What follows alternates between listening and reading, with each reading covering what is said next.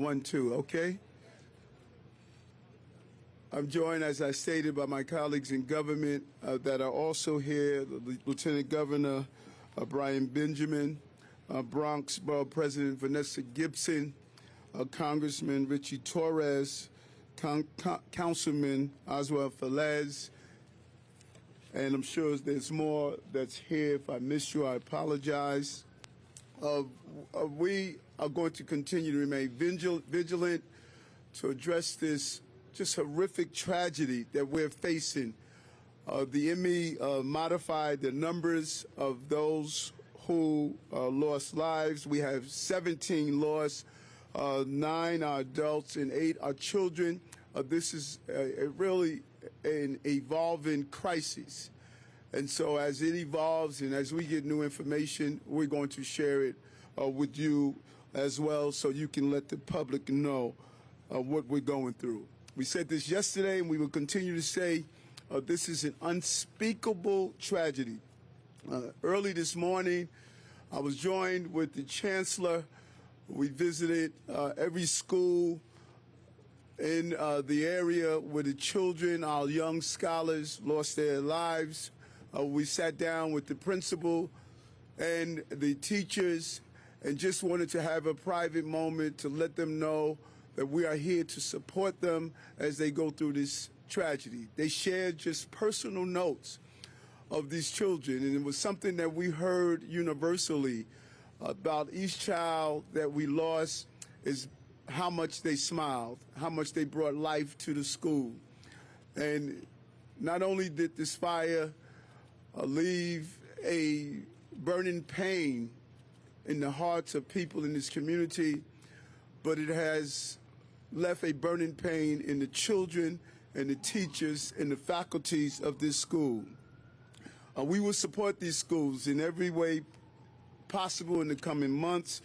Educators, students, staff, all of them realize that they're going through a traumatic moment, and we want to be here for them. And it is clear that these families and the entire community is receiving support from across the country. Just a few moments ago, I received a call from President Biden, and he has made it clear that whatever we need, the White House is going to be there for us. He has just sent a very strong message that this is on the radar of the entire globe of what has happened here. The Consul General of the Dominican Republic is here with us, and his team. This is a global tragedy because the Bronx in New York City is representative of the ethnicities and cultures across the globe. And so everyone is feeling the pain of what we are experiencing. But I would tell you this, and I say over and over again, we're going to get through this moment.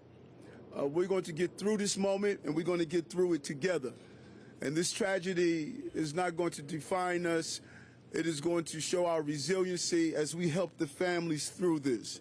In the middle of such pain, we have witnessed such a high level of heroism. From the hospital staff, the doctors, the nurses, the administrators who are already going through crises with the pandemic.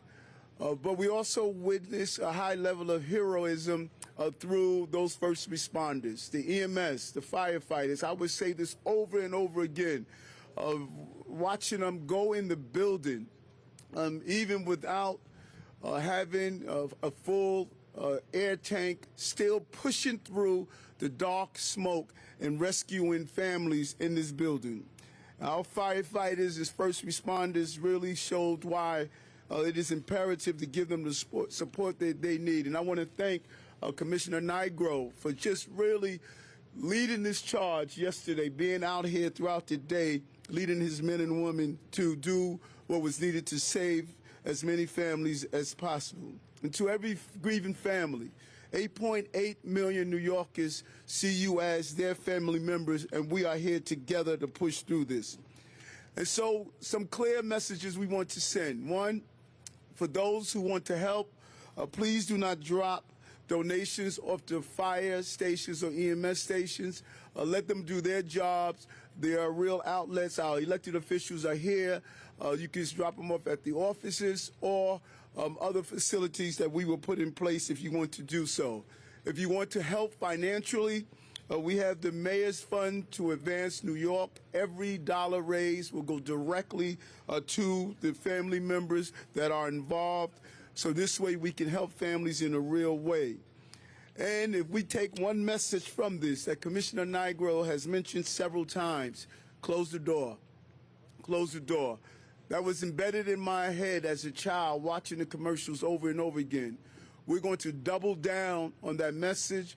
My conversation with the Chancellor this morning, we're going to send out communications to all of our schools and state that we want our children to receive the same level of reinforcement. Muscle memory is everything.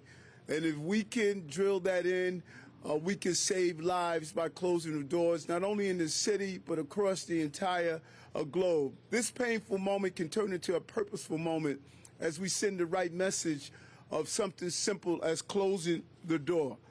And we want to really thank all the community's leaders that are here in this community, a member of the African diaspora, and recognizing some of the communication gaps, building those bridges, having the community come together as a whole to make sure that we provide the services that are needed for this community to get on the road of healing from this devastating event. No one wants to hear about the loss of life, and that is even more impactful when that loss consists of children of this level and this magnitude.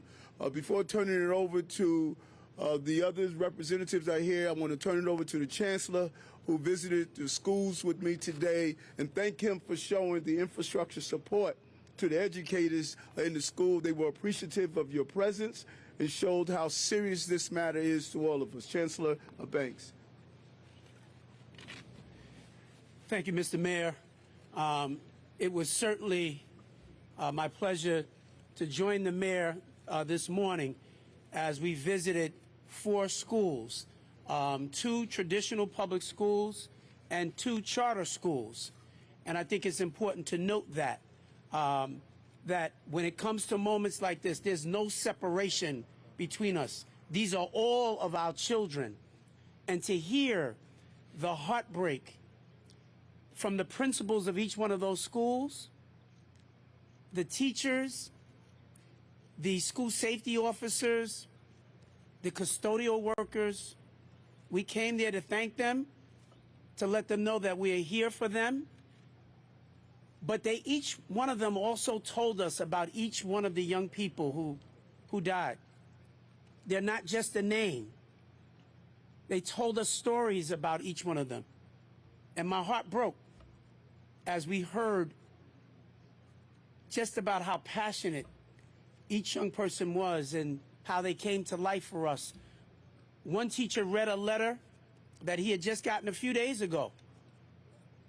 And it was just heartbreaking. And so I want to say also I sent out a letter to every school principal and educator across the city this morning, asking that we all take time to reflect on this tragedy, but also to make sure that we are providing opportunities to talk about fire safety. During this winter season, there are a lot of people in their homes and in their apartments who are using these heaters, and unfortunately we have these kinds of accidents, and certainly nothing as tragic as this, but this is the time to make this an educational moment. And as the mayor said, something as simple as closing the door. And our young people need to be taught that. They need to be reminded of that and take that as something that they will take with them for the rest of their lives as well. And so I just simply want to thank all of the personnel at all of our schools that have been affected. The teachers, the principals, the administrators, the librarians, the custodians, the school safety workers, the nurses. Everyone has been impacted by this. It's a monumental tragedy. And we just extend prayers and all of our deepest thoughts with the families who are going through so much. God bless. Thank you. And as indicated, there was a large Gambian community here, and we have the ambassador here of Gambia. Please allow him to come up and say a few words.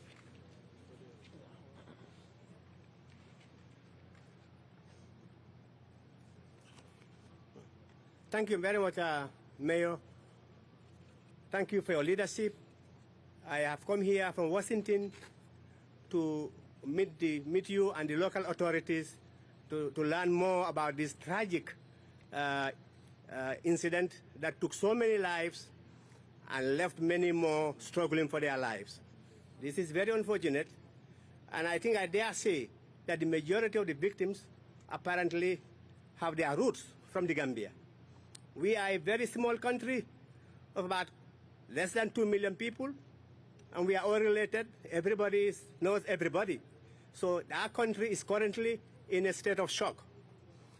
Before I came in here, I spoke to the President of the Republic of the Gambia, Mr. Adam Barrow, and he has asked me to extend his condolences to the bereaved family members from the Gambia and from everywhere. This is a shock. Our thoughts and prayers are with the family. Thank you, Mayor. Thank you. Thank you. We'll be here for you. So we know we want to get to the commissioner to answer any questions, but I just want to allow those electeds who are here and who was here all night, for the most part, respond to this. We want to have the Lieutenant Governor, Brian Benjamin, then the Bronx VP, Vanessa Gibson, then Congressman Richie Torres, and then finally Councilman Oswald Velez. All New Yorkers share their condolences with this tragic occurrence, and I want to just reiterate 2 points. First, Governor Hochul mentioned yesterday that there will be a victims compensation fund. There will be resources in the state budget which will be allocated to assist on the ground, and we'll work with our local leaders to make sure that those funds are dispersed. And secondly, over 75 units in this building, which is a state-supervised Mitchell-Lama building, have project-based vouchers. Individuals who are not able to re-inhabit their apartments, those vouchers will be able to move with them to a new location. We will be working with the developers and those on the ground to make sure that everyone has adequate housing as soon as possible if they cannot come back to the building. And so the state will stand with the city and stand with the Bronx to make sure that no one is left behind and that we ensure that everyone who's been impacted by this tragedy gets whatever we can give to them to make their lives whole. Thank you.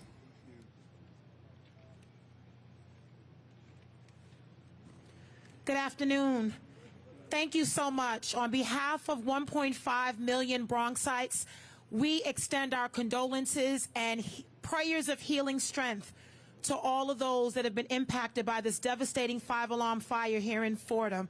I am Bronx Borough President Vanessa L. Gibson. This is my first week on the job, and I am devastated and truly heartbroken and overwhelmed at all that has happened in these last 24 hours. I want to thank our first responders, the FDNY, Commissioner Daniel Nigro, and 200-plus firefighters that responded in minutes to make sure that we saved as many lives as we could. We are a mourning city and we are a mourning borough, but we know that we will survive and we will heal. We want to assure every resident and family here at Twin Parks that they are not alone. We are walking with you on this painful journey, and we're going to make sure that we do our part and everything necessary to provide all of the support on the ground, from the social, emotional support to making sure our children are supported, trauma-informed care, resources, temporary and long-term housing. We have been on site since 1 a.m. to make sure that every client had housing last night. Over 4 hotels and all of the residents that remain hospitalized with serious and critical injuries. So we are asking all New Yorkers and all Bronxites to please join us in praying for these families. No one expected to wake up on a Sunday morning hearing about a fire in their building, running for their lives. This is profound sadness for all of us. But we know that in times of challenge, New Yorkers step up, because that's just what we do. And so we are going to love on this community and love on these residents and families and let them know that they are not alone. We will walk this journey together to make sure they have everything that is needed. I am grateful for the incredible support from Governor Kathy Hochul, Lieutenant Governor Brian Benjamin, and all of my colleagues in government. We're going to work together to make sure that we prevent any tragedy from happening in this magnitude ever again. Thank you so much, everyone. I am so grateful and so proud to be the borough president of a borough like the Bronx, where we are resilient, we are tough, and we are going to turn our pain into purpose. God bless us all, and thank you so much to all of our first responders for your incredible support.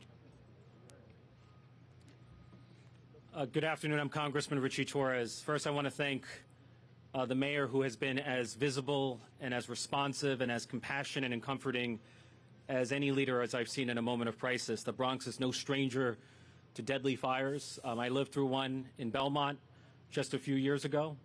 And so I'm enormously grateful to the mayor and to the city for mobilizing resources and coming to our aid in a moment of need. You know, the two things that are most important to most of us is our family and our homes, and to lose both in the span of one tragedy is terrifying and traumatic to an extent that few of us could imagine. What do you tell a mother who's lost her children and who's lost her home, who's lost everything, who's seen the world around her collapsed? So we're going to do our best to bring comfort to those families. I do want to tell the mayor and the city that as the local congressman, I'm committed to advancing legislation that addresses either the manufacturing of space heaters or the need for education about fire safety or the need for self-closing doors in affordable housing that receives federal funding, so you have a partner at the federal level. Thank you. Thank you so much, everyone. I'm Councilmember Feliz. I represent this area of the Bronx. What happened yesterday was a frightening nightmare. The Bronx continues to have many challenges, and fire continues to be one of them. We've had some of the worst fires in the city of New York right here in the Bronx, including the Belmont fire, including the one in Woody Crest, including the one yesterday where we lost 19 lives, including babies, 4-year-olds. But I want to thank all of our wonderful leaders, our colleagues in government, city, state, and federal, who have been here around the clock and available and providing all the resources needed to all the affected families, including food, including clothing, and including housing. And as council member, I'll be working with my colleagues, including our congressman at the federal level, our borough president, our mayor, Eric Adams, and our state elected leaders, to make sure that we get additional fire-related laws to protect New Yorkers, because we've had far too many fires, and this cannot continue to be the future of our borough. So we're going to be continuing to work with our leaders to make sure we strengthen some of our laws, analyze what exactly happened yesterday and what we could learn from it and what we can do to make sure it never happens again. Thank you so much for being here. Thank you. Thank you. Thank you. I'm going to bring on the Commissioner, Fire Commissioner Nigro, and the Deputy Commissioner of OEM for if there's any updates on what we're doing and as we mobilize to move forward.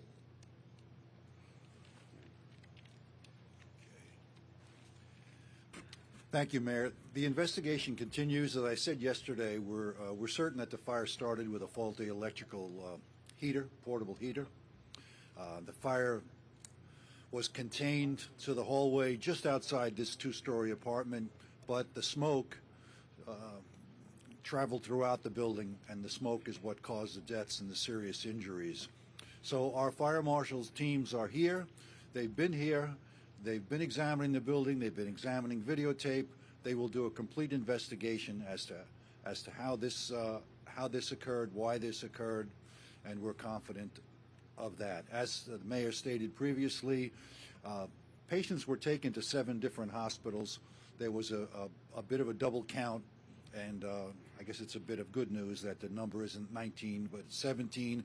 But don't forget, there are many people fighting for their lives in the hospital who were transported, so this number could unfortunately increase again.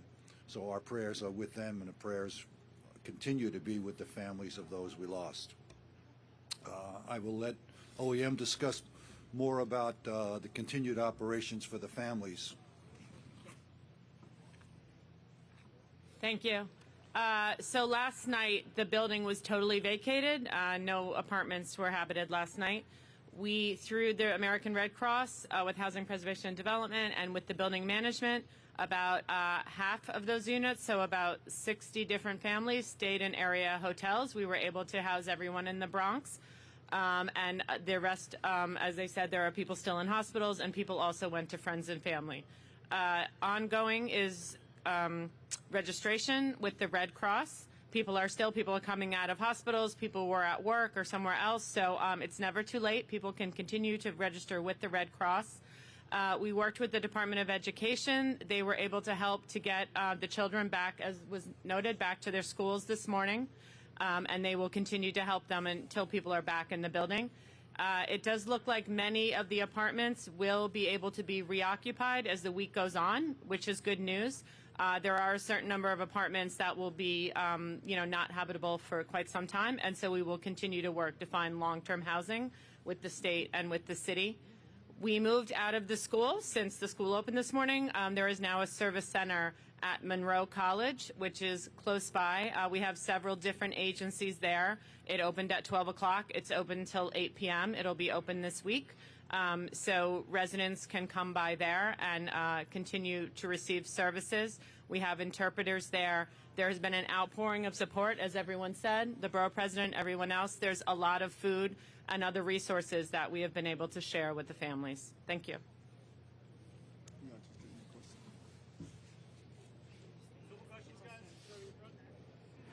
To the mayor and to the commissioner, of the people who died and of the people who suffered critical injuries, were they all found in the hallways and the stairwells, or were some of them actually found in their apartments? And the reason I ask is I wonder whether those victims would have been better off had they remained in their apartments and waited for firefighters to rescue them. Okay, I don't have a tally of where exactly everyone was found. The people from the fire department all got out on their own, and they were safe. Certainly the stairwell was very dangerous as the door was left open. Some of the floors, certainly on 15, the door was open from the stair to the hall, and the 15th floor became quite untenable. We do recommend in high-rise fireproof buildings that people should shelter in place, and it's safer to be in your apartment than to venture out and try to get down the stairs and sometimes into a much more dangerous situation. But this investigation, as I said before, is incomplete and inconclusive so far. Sir, is there a reason why those doors aren't self-closing? They are self-closing, but the door on 15 and the door to the fire apartment was not functioning as it should.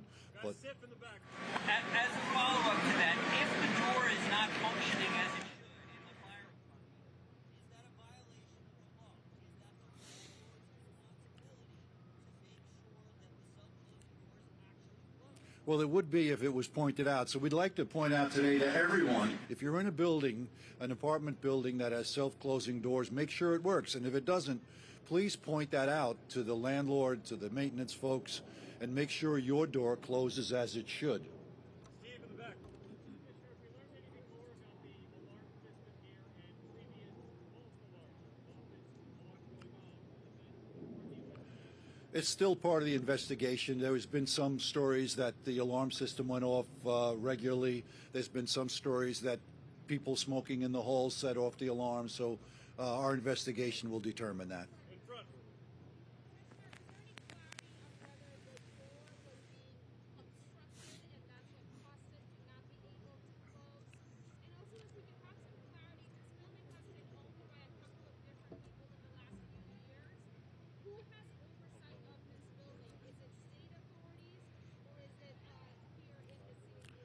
all three.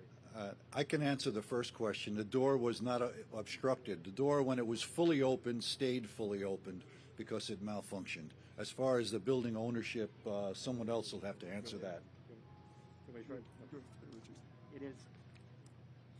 It's all of the above. So it's Project B Section 8, which is a federal program.